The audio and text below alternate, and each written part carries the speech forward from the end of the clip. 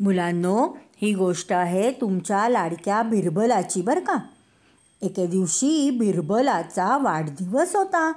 वाढदिवसाच्या निमित्ताने दरबारात मोठा थाट केला होता. प्रत्येकाला पान, सुपारी, अत्तर, गुलाब दिले जात होते. स्वतः बिरबल सर्वांना अत्तर लावण्याचे काम करत होता. अत्तराची कुपी घेऊन तो बादशहांची वाट पाहत होता. एवढ्यात बादशहा दरबारामध्ये आले. बिरबलाने अत्तराची कुपी उघडली आणि बादशहांना अत्तर लावण्यासाठी हात पुढे करण्याची विनंती केली. बिरबलाने कुपीतून अत्तर काढले आणि बादशहांच्या हाताला तो लावणार तेवढ्यात त्या कुपीतून अत्तराचा एक थेंब खाली गालिच्यावर पडला. आता बादशहा तो थेंब पटकन स्वतःच्या हाताने टिपायला लागले, पण ते अत्तर त्या उंची अशा गुबगुबीत गालिच्यामध्ये जिरून गेले आणि बादशहाच्या हाताला काहीच आले नाही.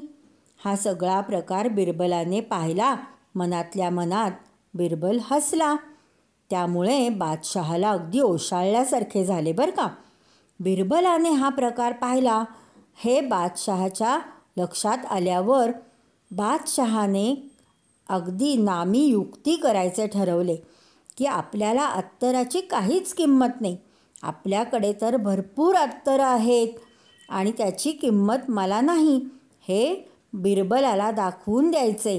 यासाठी बादशहाने काय केले, दुसऱ्या दिवशी राजवाड्यामधील प्रांगणामध्ये जो पाण्याचा हौद होता तो रिकामा करायला सांगितला आणि त्या रिकाम्या हौदामध्ये त्यांनी अत्यंत चांगल्या उंची प्रतीचे सुगंधी अत्तर भरायला सांगितले.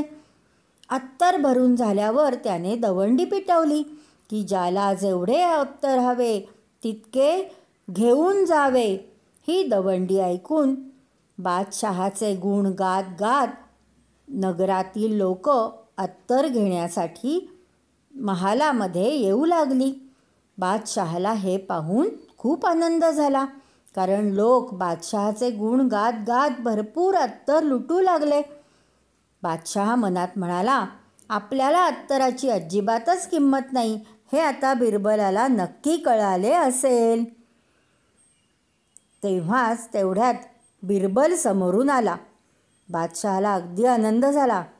बादशहा म्हणाला, काय बिरबल, कैसा है, मजा है ना, असे बादशहाने विचारताच बिरबलाने अत्यंत शांतपणे उत्तर दिले, खावीन, बूंद से गई सो हौद से नहीं आती. आणि मनातल्या मनात बिरबल आणि बादशहा अगदी खुल्या मनाने खळखळून हसले आणि तो प्रसंग तिथेच विरून गेला.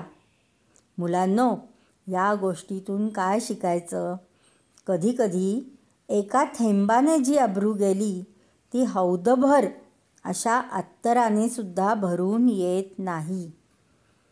हे बिरबलाने आपल्या चतुर अशा वाणीने आपल्या बादशहाला सांगितले आणि समजावून दिले.